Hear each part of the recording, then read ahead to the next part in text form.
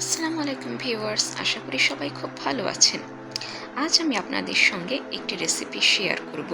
নাম হচ্ছে pasta noodles recipe. তার জন্য দুটো ম্যাগি নুডলস এবং কিছু ম্যাকারনি বা পাস্তা নেওয়া হয়েছে। ম্যাকারনিগুলো আগে থেকেই সেদ্ধ করে নেওয়া হয়েছে। সাথে রয়েছে একটি ডিম, কিছু টমেটো কুচি, ধনেপাতা কুচি, পেঁয়াজ কুচি এবং কাঁচামরিচ কুচি। নুডলসগুলো এবার আমরা সিদ্ধ করে নিচ্ছি। এবার পেঁয়াজ কুচিগুলো আমরা ভেজে নিচ্ছি। পেঁয়াজ কুচি ভেজে নেওয়ার পর ক্রমান্বয়ে মশলা দিতে থাকবো। প্রথমে দিলাম মরিচ গুঁড়ো, এবার হলুদ গুঁড়ো, টমেটো সস। এবার একটি মশলা আমি দিব, যে মশলাটি একটি ফ্লেভার তৈরি করে, নাম হচ্ছে অরেগ্যানো। অরেগ্যানো মশলাটির ওপর আমি ছিটিয়ে দিচ্ছি। আপনারাও আপনাদের ইচ্ছে মতো এই ফ্লেভারটি ইচ্ছে করলে ইউজ করতে পারেন। চিলি সসের সঙ্গে এবার দিলাম কিছুটা লবণ।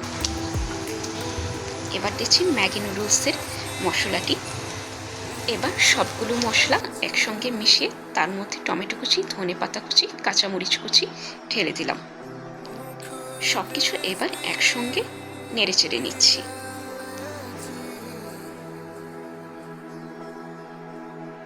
এবার সেদ্ধ করা নুডলস এবং ম্যাকারনি সেই মশলা মিশ্রণটির মধ্যে ঢেলে দিয়ে আবার নেড়ে চেড়ে নিচ্ছি। এবার ঢেলে দিলাম ডিম ভাজা কুচি। এবার নুডলসের সঙ্গে ডিম, টমেটো কুচি এবং মশলার মিশ্রণটি একসঙ্গে নেড়েচেড়ে নুডলসটি রান্না করে নিচ্ছি। নুডলসটির মধ্যে কালার না আসা পর্যন্ত আমি মশলার সাথে মিক্সিং করতেই থাকব। আমার নুডলস রান্না শেষ হয়ে গিয়েছে। আপনারা দেখতেই পাচ্ছেন নুডলসের লুকসটি খুব সুন্দর এসেছে এবং খেতেও খুব টেস্টি হয়েছিল।